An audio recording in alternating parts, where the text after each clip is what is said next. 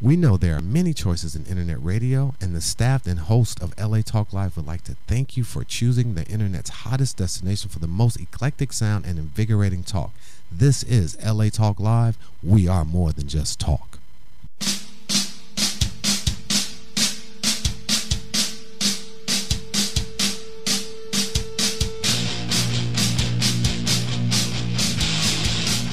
Hello, this is Tika Lark Fleming with the MP Chronicle presents the Black Grrrl Show. We are on every Thursday at 7 p.m. Pacific Time, 10 p.m.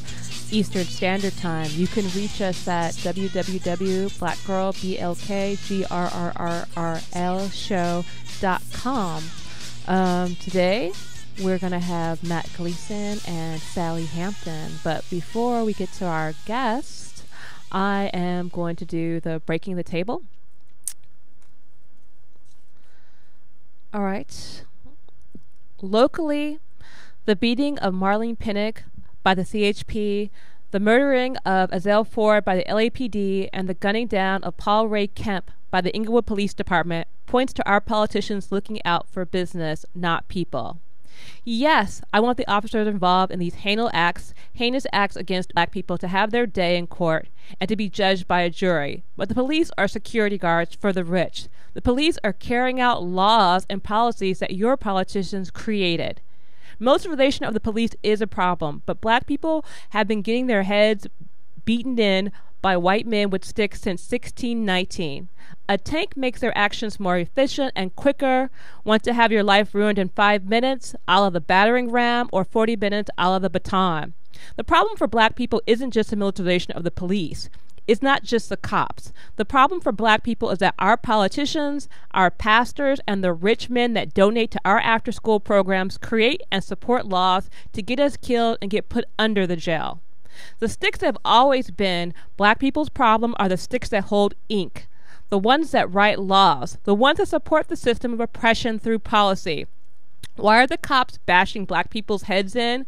Why did they murder 7-year-old Aiyana Jones in Detroit, the new hot place for art? Why did they murder Eric Garner in Staten Island, New York, which New York Curb put on gentrification watch in 2013? Mandatory minimum sentencing for drugs was passed in 1986. That law made it so that crack is the only drug that carries a mandatory prison sentence for possession, whether or not the intent is to distribute. Possession of heroin or powdered cocaine without intent to sell is a misdemeanor, carrying the maximum 1 year in jail. Representative Maxine Waters in the 90s asked President Clinton to turn the law around. You know Clinton, that so many of us love so much? He is part of the modern-day terror on the black community, too. The California Assembly on August 15th passed Holly Mitchell's bill equalizing crack and powder cocaine penalties.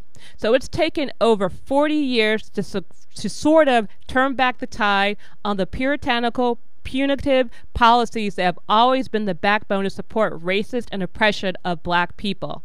Yes, over 40 years. June of 1970, Ebony magazine publishes the article, "Blacks Declare War on Dope." Most community groups agree that the first offensive must be against black pushers and distributors, who, as one father of a 19-year-old addict says, come brazenly into our neighborhoods and murder and cripple our children with junk. Yes, the ugly head of respectability politics rooted in the Baptist Church, the same church that fought Martin Luther King because they thought civil rights was too much, brought you your drug laws. The Baptist Church only exists so that our former slave masters can keep tabs on us. In 1986, in October, the pivotal Anti-Drug Abuse Act of 1986 passed Congress, enacting a mandatory minimum sentencing law for drug offenders, including those caught with marijuana. In Ferguson, they said Michael Brown had pot in the system. This 1986 legislation established a 100-to-1 disparity in punishment for crack cocaine compared to the powdered form of the drug. The measure was supported by many in the Congressional Black Caucus, including California Rep. Ron Dellums, who co-sponsored it. Fast forward to modern day, and we have Democrats voting for gang injunctions, which aren't gang injunctions, but laws that allow the police to violate civil rights of any group of individuals that fit the description. Those individuals are usually black people. The city of Inglewood, with a black mayor, has a gang injunction. The city of LA, with a hipster mayor, has a gang injunction. The cops are doing what the politicians want. The politicians want your head bashed in so they can get a cut of the prison industrial complex money, so they can get a cut of bad loans, so they can get a cut of real estate. The politicians want your head bashed in because that's what their bosses, the Broads, the Murdochs, and the Sterlings of the world want. That was Breaking the Table, and that was us talking about what was happening in current day America. So our first guest in a little bit is going to be Sally Hampton, and we're going to be talking about net neutrality.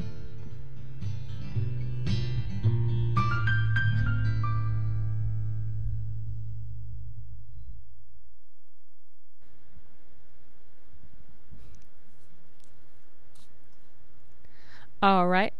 So we're going to have Sally Hampton. Hello, Sally. How are you? Pretty good. How are you? I'm good.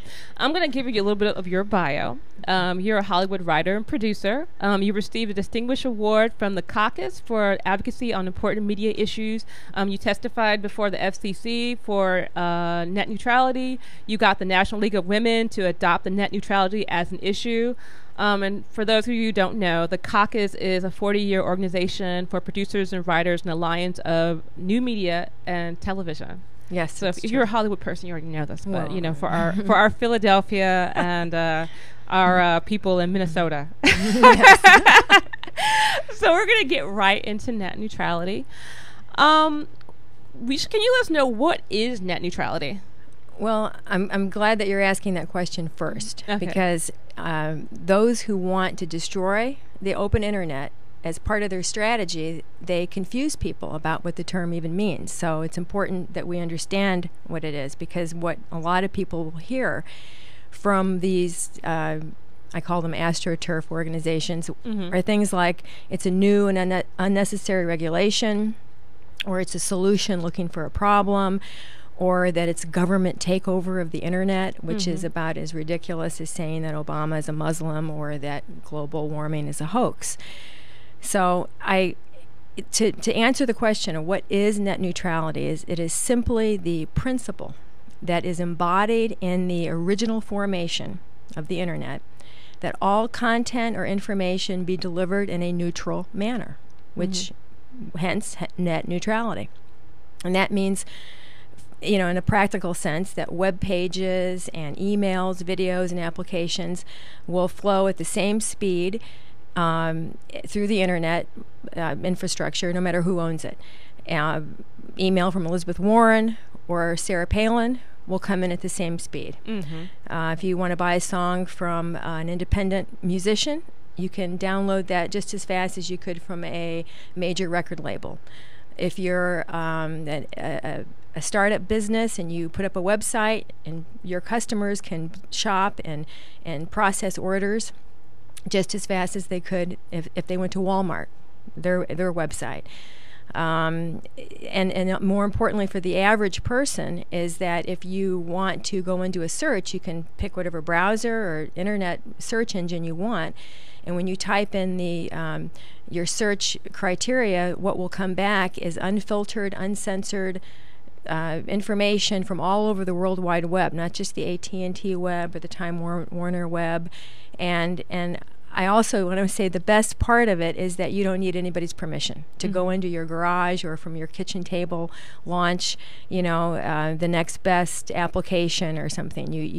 It's amazing. It's probably the best invention ever. Well, it's just like everybody kind of gets everybody in regards to their telephone, no matter if you're, you know, if you're the richest guy in the world in the United States, like you live in Beverly Hills, or if you live in a hut, if you pick up your phone, you're going to get the same service. So the net neutrality is pretty much kind of like that same concept. Yes, and it's because what you're referring to as with the telephone is important, because one of the things that people forget is that we first accessed the internet when it was first introduced to the public over the telephone wires, okay, which is a utility, and it was classified by the FCC, or is classified as a common carrier, and so it is regulated as a utility. And because it was regulated as a utility, the internet was open because the FCC could enforce content neutral rules and prevent the telephone companies back then from interfering with the content. So that's what opened the door, and that's proves the point that net neutrality is not new. It's not some new regulation. It is the architecture of the internet, and it's fundamental to an open internet. So why is this, why, I know why it's a big issue, but think about, even what's going on today in St. Louis, Missouri. You're from St. Louis. Right, yeah. I'm from Ferguson, Florissant. You're actually, you're from Ferguson. Okay. So, why would this be important in a case like that? What's going on in Ferguson? Well, that's a First Amendment issue, in terms of the internet, its importance in terms of sharing ideas and information. You can see all over the world that people can see what's happening in Ferguson, and the average citizen is able to share information with everyone that people can access. It's free speech. It's the net neutrality issue is the free speech First Amendment issue of our day. There's actually a case from the Supreme Court, because they actually, and I wrote this out so I could read it, because the Supreme Court actually articulated very well why the internet is so important to our First Amendment rights. The court stated that the First Amendment rests on the assumption that the widest possible dissemination of information from diverse and antagonistic sources is essential to the welfare of the public, that a free press is a condition of a free society. Surely a command that the government itself shall not impede the free flow of ideas does not afford non-governmental combinations, which would be like media conglomerates, a refuge if they impose restraints upon the constitutionally guaranteed freedom. And freedom to publish is guaranteed by the Constitution, but freedom to combine to keep others from publishing is not.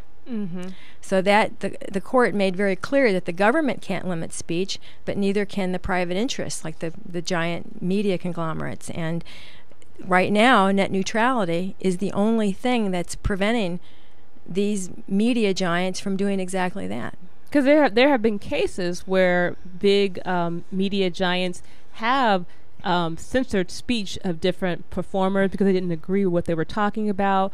I remember with one case, Grrrl was actually censored because of their pro-choice stance from one of the bigger telecommunications. Like I know AT&T, Verizon. There have been several cases where they actually did limit people's speech. So I can totally see how that's important. So what are like some of the it's kind of quick to jump to it, but what are some of the solutions to solve this? Like, what can we do? Well, to get to the solution, you kind of have to explain how we got to this point to begin with. And what happened was, as I already said, that the internet was founded on net neutrality, because it was first delivered over a utility, the telephone wires, and then once it moved into cable, the cable companies lobbied to deregulate and to reclassify the internet from a common carrier to what they call information service. And they got that in 2002 from the FCC. It was chaired at that time by Michael Powell, who is now the industry's highest paid lobbyist. And then by 2005, just as the internet was becoming really a very essential technology for most Americans, the FCC lifted all the most important protections, you know? So, and then once that happened, of course, the telecom giants and, the cable companies started to sue the FCC every time the FCC attempted to enforce content neutral provisions to prevent them from discriminating or prioritizing content on the internet. And it all came to a head this past January when the court's decision regarding Verizon's assertion that the FCC didn't have the authority to prevent them from degrading services for their benefit, the FCC lost. And the FCC did not lose because the court opposed net neutrality, but they lost because the court said that it had attempted to impose common carrier rules under the classification of the internet as an information service. So it was 2 little words that these clever lawyers and lobbyists were able to do that with their friend as the chair, Michael Powell. So now, because of this court ruling, we have Chairman Wheeler, who has proposed new rules that under this classification, which is very weak, which is information services, that would basically allow internet providers to charge for faster service and effectively kills net neutrality. So people like myself and people who are proponents of net neutrality are against it, but ironically, so are all the telecom industry people. They're against it too, but that's because they don't want any rules or regulations. They just want the wild, wild west with a lousy sheriff, okay? So that's where we are today, and it's very confusing for the public, which is part of the game, to keep everybody confused. But basically, to go back to your question about the solution is for the FCC to fix the mistake that was made in 2002 and to go back to reclassify the internet as it was, as a common carrier, so they can regulate it as a utility, which it is. It's become fundamental. You can't have businesses and cannot function without an internet any more than they can without lights or roads. It's infrastructure. It's so, funny that, people kind of think that the internet is more free than your phone. And then your actual phone line. And your phone is a common carrier, and also, you have certain rights because your phone, you can't just, if someone wants to tap into your phone, they have to go get a warrant and all this stuff. And the internet, that doesn't apply. So in regards to it being a common carrier, that would also help in protecting people's civil rights, because now it's, I'm just kind of like going off. And I don't even know, I'm not sure, you're going into another area that I'm not sure of, but it's definitely an infrastructure. And when people say, well, what would happen without net neutrality, and that would be a non-neutral internet, I like to give the analogy of what it would be like if we had a non-neutral electrical grid or roads. Like, it would be that the electric company that controls the electrical grid could then profit and control what you plug into. Or roads, if all roads were private and you had to pay a toll, which everybody would, okay, we all agree we have to pay a toll to use the road, then they could also control and profit on what you drive on the road and where you go. Like, for instance, if this is akin, if you were to lose net neutrality, to a private corporation that would own and control the roadways, to being able to take money from the car companies for the cars that you drive on the road, or from the places that you go, like if a restaurant, if you want to take this exit, well, you can't take that exit anymore because they didn't pay their toll. So it would limit the people on the information-free highway, because they can block websites that don't pay. Because that's what this is coming down to. They want to be able to charge websites fees to deliver their content faster. And then those people who can't afford to pay the fees, they'll be on the slow lane. So if you can't afford the fee, your people will be so frustrated trying to access your radio show, and then they could degrade your video service and make it buffer at a slower speed or a lower resolution, and nobody will want to watch, and then they'll go watch the radio show that can afford to pay the fees. So it knocks out the competition. Well, it's also, it really would kill independent presses, independent. I know that something that someone made a joke said it could kill your porn. It could slow down. It's make people kind of wonder about things. It kind of they decide who gets to have the fast lane and who doesn't, who would pay and who doesn't pay. It would all be based on how much money they make. Yeah, exactly. Yeah. So little presses like my print, Morningside Park Chronicle, it would I might not be able to pay the big money that Murdoch or these other people pay.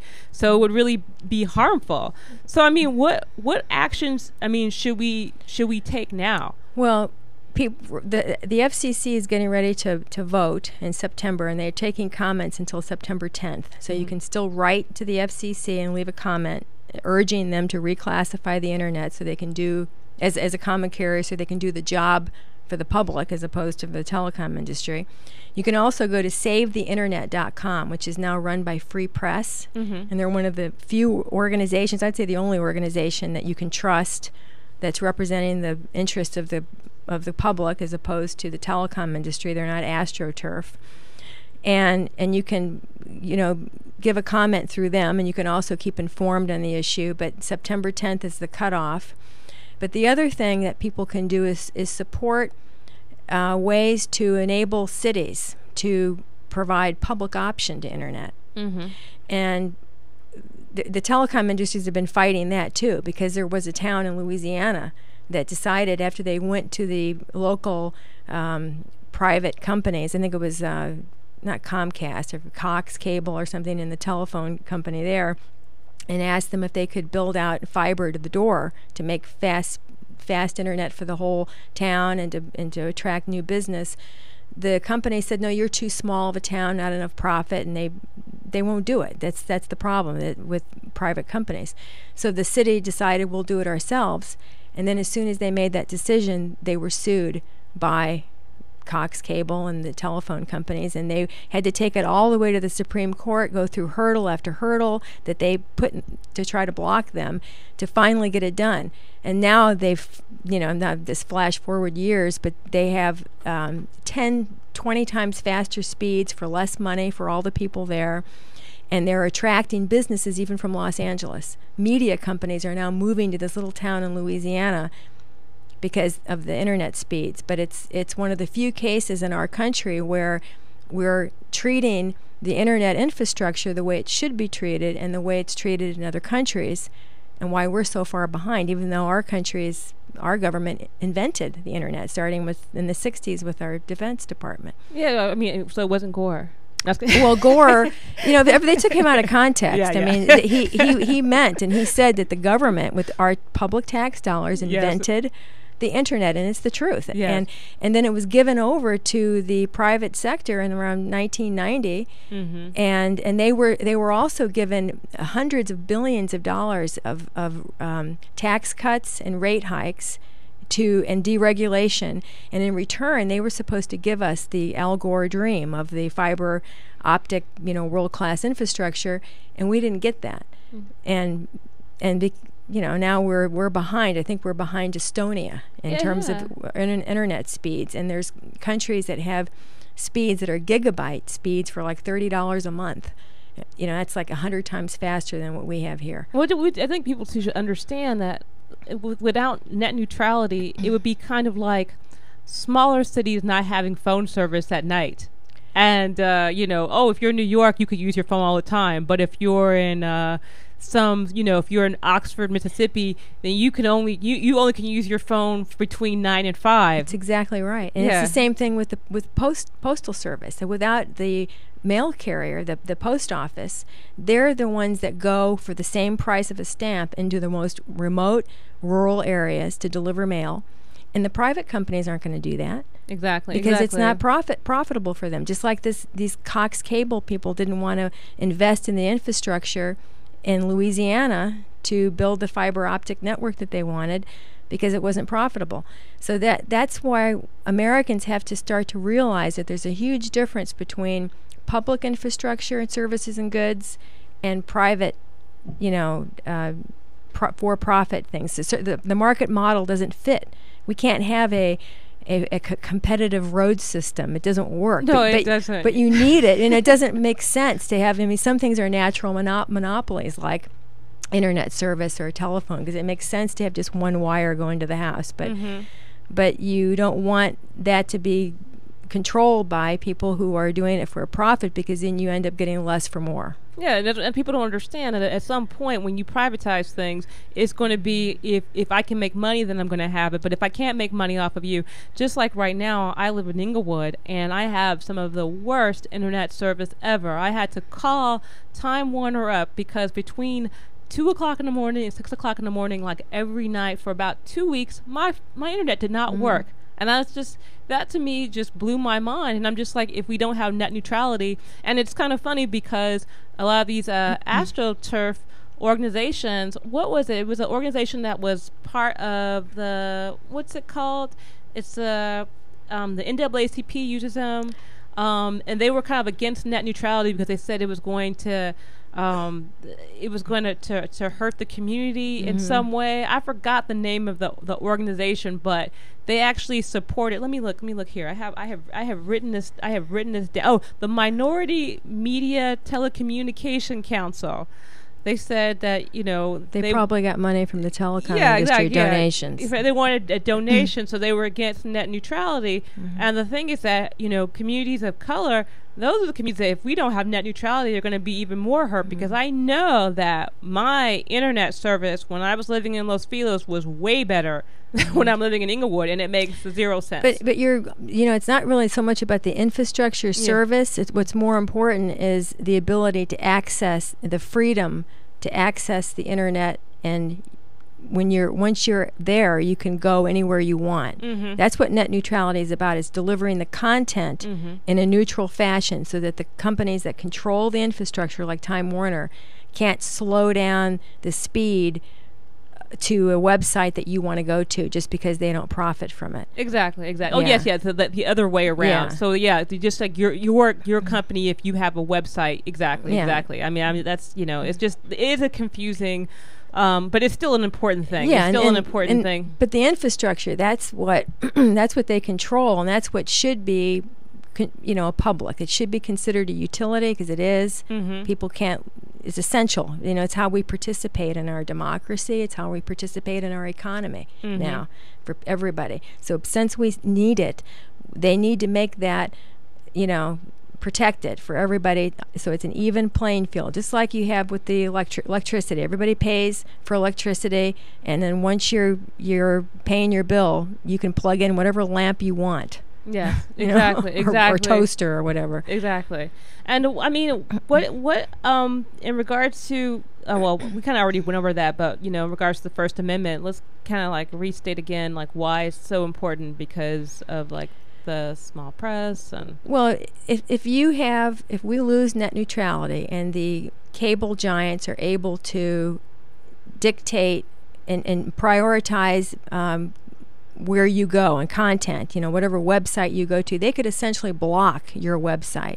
Okay, if they're able to do that legally and they have the green light and it's codified that they can do what they're already trying to do, because we have cases where they've tried, and that's what all these legal battles have been about. That means that, if somebody's trying to do a video of some crime that they've seen or some injustice, if it doesn't fit with what the corporation wants people to see, they can just stifle. I mean, it stifles free speech. Yes, that's. I found some cases where they did do this. The ACLU, from the ACLU in 2005, AT&T blocked a portion of Eddie Vesser's political speech that criticized George Bush.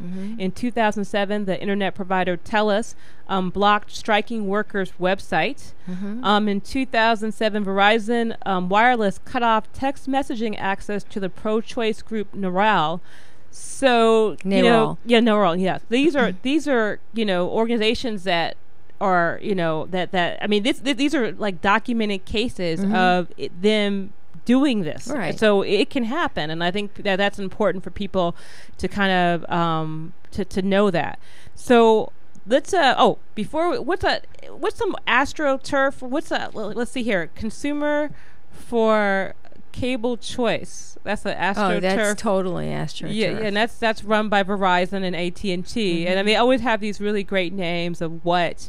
And they describe the problem. They always describe the problem correctly, but then the solution to the problem that they propose will undermine. And it's funny that you should bring this up, because all of the AstroTurf groups that are putting out the solution for net neutrality, it's to strip the FCC of its authority to do anything, and then turn it over to the do-nothing Congress to regulate and oversee the internet, which would mean no regulations, because that's what they want. They want the freedom to do whatever they want for their profits. Well, yeah, and I love these names. What we're kind of trying to vote against just the protecting and promoting 1428, protecting and promoting the open internet. And there's really, that's not what they're doing. They're actually about stopping net neutrality, but it's a good name. And they trick people into signing their petitions, which is what they've done, and then it goes to the FCC. It looks like, oh, all these people they don't want net neutrality. Let's yeah. So exactly. Let's restate one more time. What can people do in order to help? I would say go to savetheinternet.com, and fill out their petitions and sign up for their mailing lists, and make sure you tell everybody that you know, because this is going to impact every single person in more ways than you realize. Yeah. Well, thank you so much, Sally, for giving us all that great information. And we will definitely put this information on the Black Grrrl Show website so people can know what's going on. And is there anything else you'd like to add? No, I think that's it. I want to say thank you for doing such a great job to inform people on issues that the mainstream media won't cover. All right. Thank you so much. You're welcome. Okay.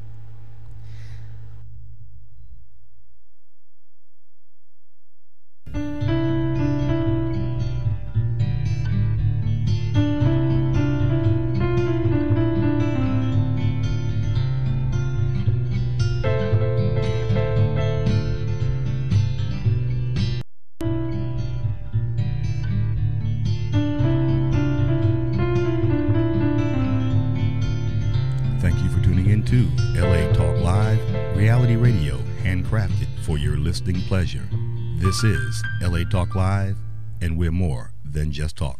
Stay tuned. Hey everybody, it's your man Sabir Bey, back on your airwaves, inviting you to join us every Tuesday, 3 p.m. Pacific Standard Time on the Sabir Bey Show, discussing history, law, and hip-hop. Every Tuesday, 3 p.m. Pacific Standard Time, the Sabir Bey Show, exclusively on latalklive.com. You also can catch us on iTunes Radio and R&B, Live 365, Radio Flag, and now Stitcher Radio. Or watch us and listen directly at latalklive.com. Reality radio, handcrafted for your listening pleasure. This is LA Talk Live, and we are more than just talk. Hi, this is Starlet Quarles, and I'm inviting you to join us every Wednesday from 5 to 6 p.m. for a new show right here on LA Talk Live, The Dialogue, Real Talk, Real People. Join us as we discuss the topics that are relevant to today's generational leaders. So don't forget to tune in to The Dialogue, Real Talk, Real People, every Wednesday from 5 to 6 p.m. right here on latalklive.com. You can also catch us on iTunes Radio R&B, Live 365, Radio Flag, and now Stitcher Radio. Or watch and listen directly at latalklive.com. Reality radio handcrafted for your listening pleasure. This is LA Talk Live, and we are more than just talk. Hey y'all, I'm Shaquem Williams, and I'm the host of The Shock Factor here on LA Talk. We broadcast to the world every Friday at 8 o'clock Pacific Standard Time. Live music, live performances. We're just live. Chef Momo, Erica Ash, and once again, your host, Shaquem Williams. Thank you. So come join every Friday here at LA Talk Live, the world-leading broadcasting internet radio station. The Shock.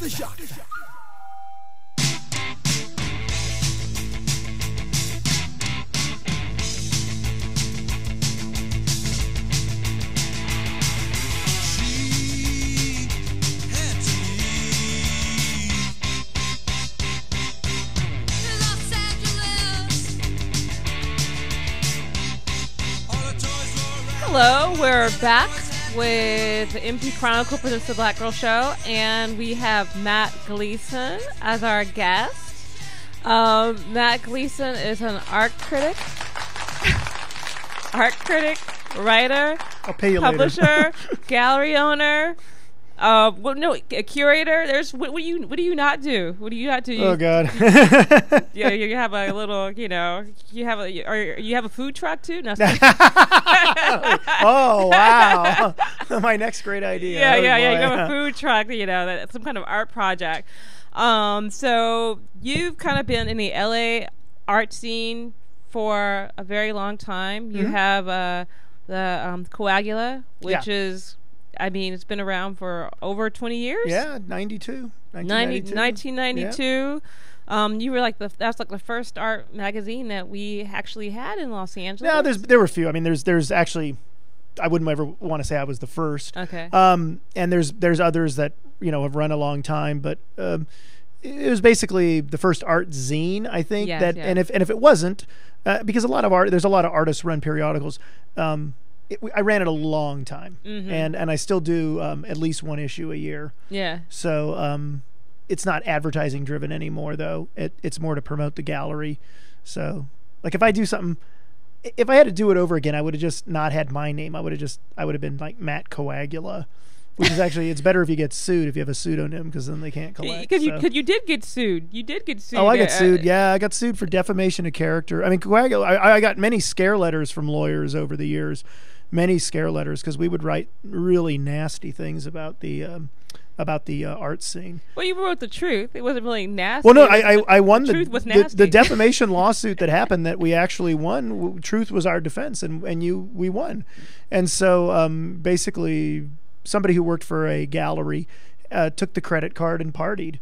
They were supposed to buy like wine for the openings, and they bought this woman bought fine clothes and jewelry and food and dined out and all kinds of lavish gifts, and claimed that those were expenses, that she had to live the gallery lifestyle. And we had published a story that she had embezzled all this money and been fired. Well, she had been fired, and the guy did fire her for embezzling, but he had never charged her. He had never called the cops and say. So I didn't say she was alleged to have embezzled. I said she did embezzle. So she sued me for defamation, and then I proved in court, because we subpoenaed the American Express bill, that she had stolen the money. So exactly. I think a lot of people don't understand that if you actually sue someone, then everything's discoverable, and so you can actually prove. Yeah. So I always tell people, go ahead, sue me. Oh no. Well, you know what I do? I would get scare letters from lawyers. Yeah. And I would be very clear. Please sue me. Yeah. As a journalist, I want to do a deposition of your client, and I want to publish every word of it and make sure they understand. Like, for example, a gallery owner, you say, make sure that the gallery owner who you represent understands that when I depose them, they will have to be bringing receipts for all the art they sold with the actual sale price, and not the price, that $100,000 on the wall when they sold it for $5,000. And everyone was like, wow. So I'm going to make sure that every fact I can possibly uncover.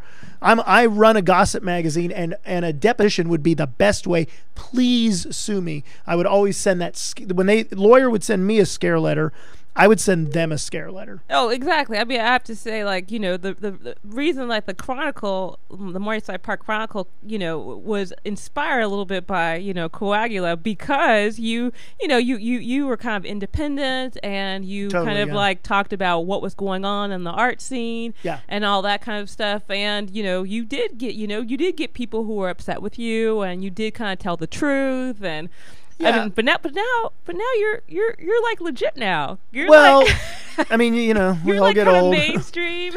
I think one of the two things really changed. One, Coagula was very successful financially. Yeah. As an advertiser-driven model, but the internet basically killed print advertising, and so there's just no money in writing, as there once was, or as at least I found my own way to make money.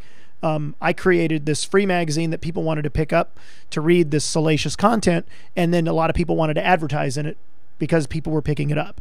So that worked for a number of years. It's not working anymore. Well, I still like to write, and I write about art for the Huffington Post. And I initially thought that I should do a book publishing company when I realized what was happening. But with the iPad, I realized that books are going the same way as print magazines.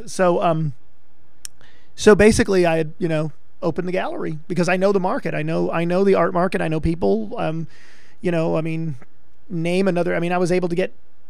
Yeah, that's what I'm saying. You opened it now. You have a gallery. Yeah. I opened the gallery. It's been almost 3 years now, and I mean, in our first year, I was able to leverage a lot of the relationships I've had over the years in the art world to put together some really great shows. Yeah. So I mean, how's it different being a gallery owner as opposed to being a critic? And the biggest thing for me is I get out a lot less. So I used to get around. I saw almost every show, and I was very current. And I realized right away, and I think this really does go for a lot of gallery owners, is you just aren't current. And I remember I kind of used to make fun of people at Bergamot Station, because I'd be at Bergamot and I'd walk in, I go, hey, did you see the show down there? And they'd be like, no, man, I haven't left my gallery for a year. And then I'd be like, oh, man, what a jerk. And then here I am in Chinatown, and Chungking Road has a couple galleries, and I'll miss shows. I will miss seeing other shows that are literally 40 feet away from me that are up for a month, and I'm there every day, and I don't have an excuse. But I do. Well, you have to run a gallery. Yeah, I'm running true. it, and I have people who work for me and dealing with artists and dealing with art fairs, and there's just a lot of So that's the biggest difference for me. The critics, when you're a critic, you don't have a piece of real estate that needs tending to. Mm-hmm. You go out, you see what you do, and you put it up. And I write for the Huffington Post Arts. If I go out and see a show, usually an institutional show. Yeah. I choose to write about it, or just other things, the state of the art stuff. So I still write, but it's nothing like it used to be, where I was at, I knew every front desk girl in LA, mm-hmm. and every bookstore, for every museum bookstore was like, those are good places to get like good art gossip. So. Yeah. But I kind of want to go into the art scene in Los Angeles and New York. Let's talk about Jeffrey Deitch, Harvard MBA, art insider, but yet art outsider. Yeah, it's a very interesting phenomena what happened with Jeffrey Deitch, and it's a big lesson.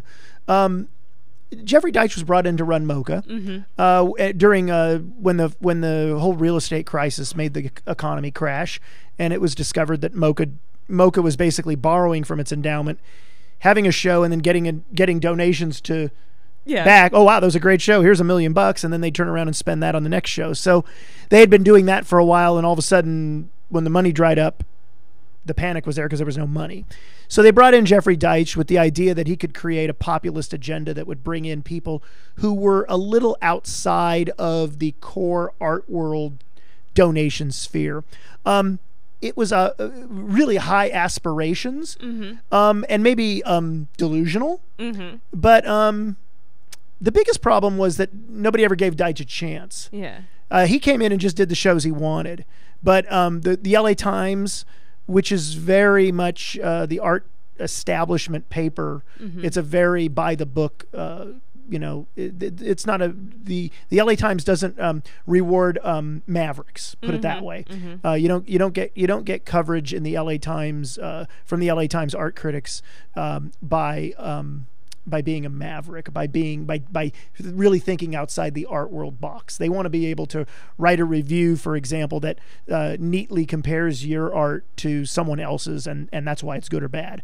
And so Deitch just never got he never got a fair shake, I believe. I have to say, I actually saw Jeffrey in South LA, in the black part of Los Angeles. I saw him in galleries, and I don't think I ever seen someone. I don't think I've seen anyone from MoCA go. He was everywhere. You have to understand how offensive that is to the art establishment. Yeah. They don't want an art leader to be going to what they consider to be the periphery or off the periphery. They want you in this very neat art camp. But the most offensive thing about Jeffrey Deitch to the art establishment in Los Angeles was the fact that he was from the for-profit sphere. Mm-hmm. He was not from the non-profit sphere. Now sphere, not spear.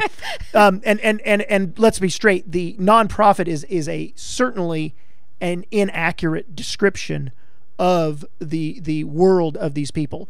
Nonprofits in the art world they do make money. The people who work for them have very high salaries. Mm-hmm. So academia in this town, to go to an art school in Los Angeles to get a master's degree is very expensive, and people are well compensated, administrators of these nonprofits. So there's this mythology around the nonprofit that it's somehow sacred, that a nonprofit is it's almost like a church. Mm-hmm. And in fact, the big critic for the LA Times, Christopher Knight, who was the #1 person really going after Deitch from the start, he really has said the separation of the nonprofit and the commercial sector in the art world is like the separation of church and state. Okay. He's gone on record. So that's the perception. But in the reality is, in the nonprofit sector is as compromised in the art market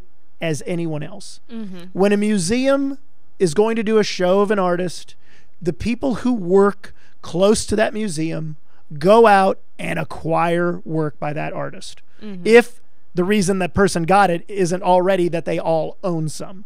This happens all the time. I don't begrudge anyone making money. But when they can turn around and sanctimoniously act like, because they are a nonprofit arts organization, they have some special, I don't know what it is, sacredness. All I can think about is just the hypocrisy of religion.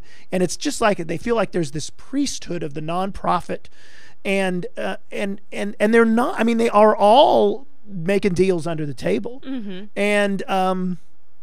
And power to them. Yeah. I make deals under the table all the time, but I'm not saying, but God, on Sunday I'm holy. No, I'm not doing that. I have a gallery, and I'm going to hustle to sell the art I'm going to sell. But they don't want what it is the academia is a core central tenet of this nonprofit thing, because academia is kind of like it's like the bishops and the pope are in the church, where we give you the dispensation that you really are an intellectual, even though I'm just a garden variety smart person, okay? Yeah. But the idiots that I encounter in the art world who insist that they are intelligent, and the dialogue about art, which is drivel, talking about the most ephemeral notions as some central great driving force of creativity, it boggles my mind how narcissistically self-impressed these very average intellects are. And that's the core of the art world. So the academia, if you're not part of commerce, it's like you get the papal, when the Pope, the dispensation. Yeah. You're sick. Oh, I give you the dispensation. You don't have to go to church on Sunday. It won't be a sin. That's what the priest, these goofy rituals, they happen in the art world just as much as anywhere else. It is also very closed, because if you can't absolutely be part, almost, if you don't have an MFA, which basically costs $100,000. Oh, and by the way, an MFA from a state school, you know what?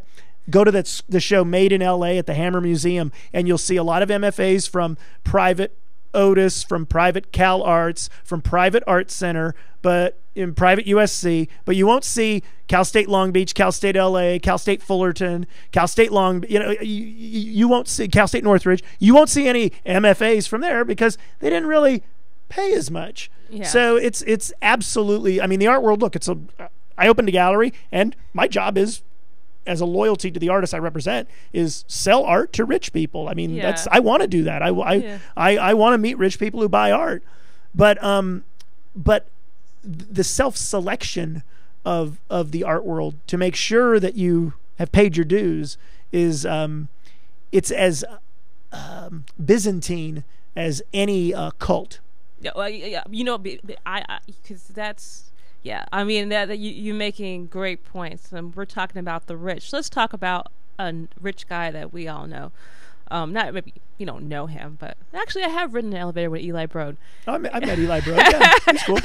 So he's gonna, the Broad Museum, LACMA. Oh yeah. What's going on with that? What are your opinions on that? The Broad. Well, the Broad Museum is basically it's centered around the Broad collection. Okay. So it hasn't opened yet. There's some delays with the construction. He's actually Eli Broad's suing the contractor right now, mm-hmm. As my understanding is. And look, Eli Broad, billionaire developer, mm-hmm. Broad Kaufman Homes. He built his, some billionaires, like Steve Jobs made Apple Computer. Yeah. Well, what did Eli Broad invent? This thing called suburbia. Yes. So exactly. Basically, he bought a bunch of desert land and built houses there. So he's a billionaire, and he would have you believe that he is a very that he just gives all this money out of this largesse, but he doesn't give any money that he is not in control of afterwards. And so he's running the Broad as his own museum because the LA County Museum apparently just wouldn't jump through the hoops, as I understand it, that he wanted them to jump through in regard to the Broad Museum, the Broad wing at the LA County Museum. So the Broad, the problem is Eli Broad has a very the collection of art that Eli Broad has is basically you open an art magazine, who was on the cover, who got the good review, who was hot. That's who Eli Broad buys. And when they have their third or fourth show, he buys 4 or 5 of them. And so you're going to just see a very average art collection of name artists. So you're not going to see anything earth-shattering. I don't consider Jeff Koons to be earth-shattering. He may have been at one time. I don't consider him to be now. He's a very mainstream. You're gonna just see a very mainstream art collection. There'll be occasional good art in there. I'm not disputing that there won't be some good art, but I'm gonna really go out on a limb without seeing anything ahead of time. I've seen enough of the Broad collection to assert that same old is you're just going to see name. You're supposed to, but see, you have this art world that wants, we want the general public to come in, and then we want to say, now listen, that's a big name, that's important. They don't want art, which I believe you look at art. The best thing about an artwork is you determine how long you stand in front of the artwork. The viewer controls the artwork. That's the great thing about an artwork. And so I don't walk up to an artwork and say, oh, because of this name or the year it was painted, this is important. No, I'm going to look at this and judge it on its own presence or absence of the fantastic. And yeah, Eli Broad's work, his work, I'd love to see his painting. His collection is not a fantastic collection. Oh wow! So that's what you're gonna okay. That's my main. I mean, look. I mean, there's look, when you're dealing with people with that much money, it's like the guy who just bought the Clippers. He worked for Microsoft, and it's like, I was like this, but I'm rooting for the Clippers, so I'm hoping. I really hope this guy is the biggest asshole whoever owned a team, and he's going to spend whatever it takes to get the best players, and he's going to make the Lakers cry. I mean, that's what I'm hoping for. So I want the really, I want the billionaire to be the biggest bastard when he's working in my interest. So I would love for Eli Broad to have a museum that people just go, oh my God, I have to go to LA and see that amazing art collection. But nobody's going to go.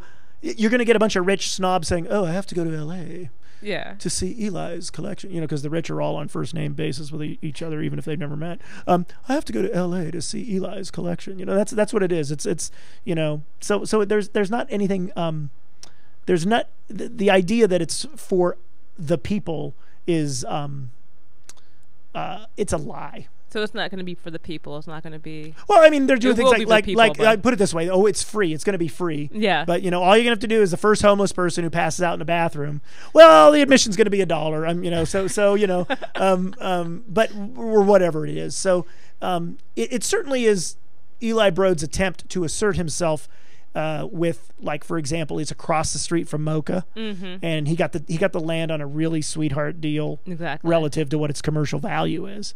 And actually was a little upset about the whole deal because that was actually the best parking lot in down. Like if you're going downtown to Mocha, there's this one parking lot. You go under and around. It's not there anymore because the Broad's there. So not happy about that at all. Yeah.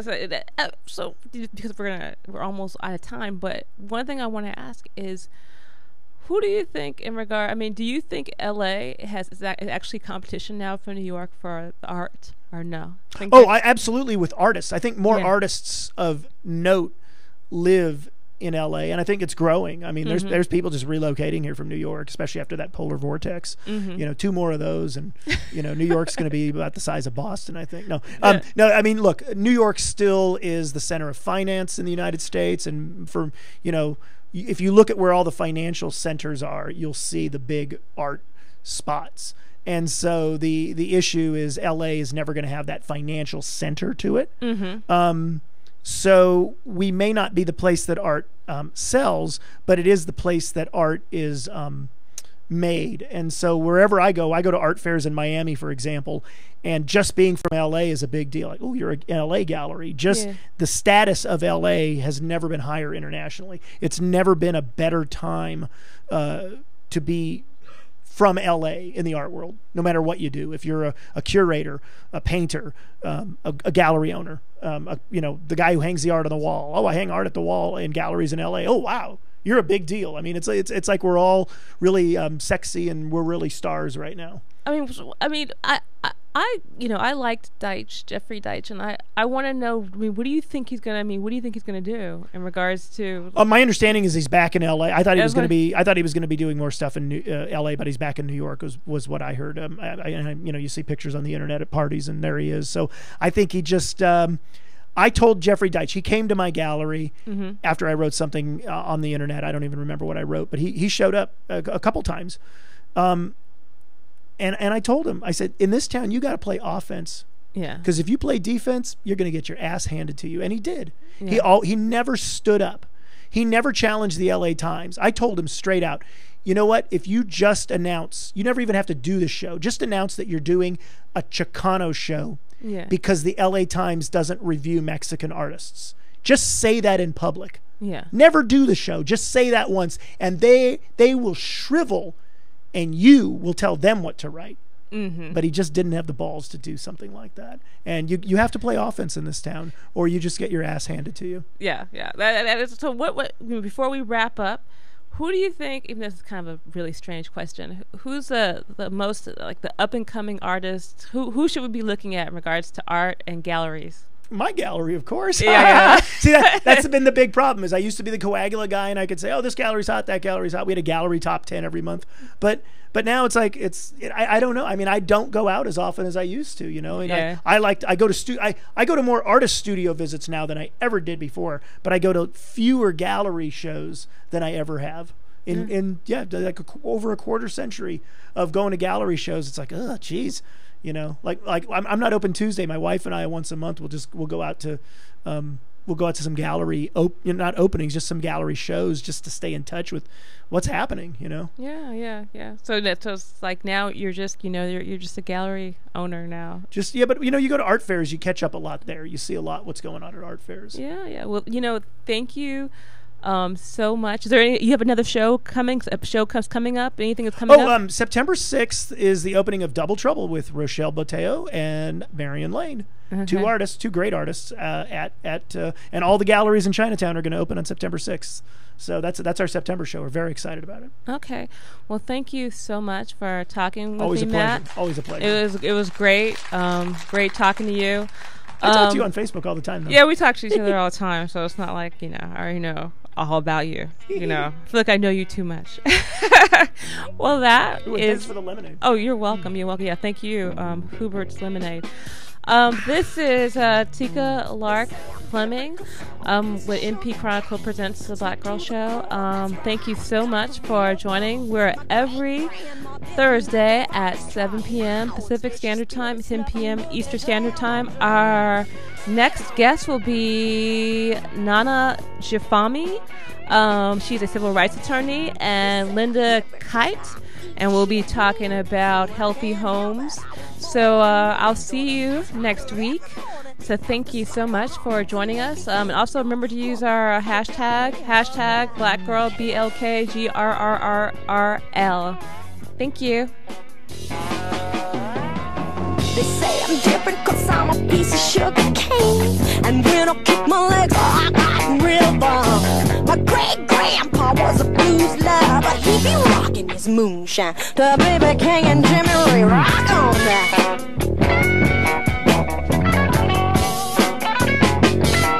And that's why they say I'm different. And that's why they say I'm strange. I'm talking about Big Mama Funk. Talk about it, talk about I'm talking about Lightning Hopkins. Talk about it, talk about I'm talking about Howlin' Wolf. Talk about it, talk I'm talking about Albert King. Chuck Berry. Chuck Berry. Chuck Berry. When I was sweet 16. And that's why they say I'm different. And that's why you think I'm strange.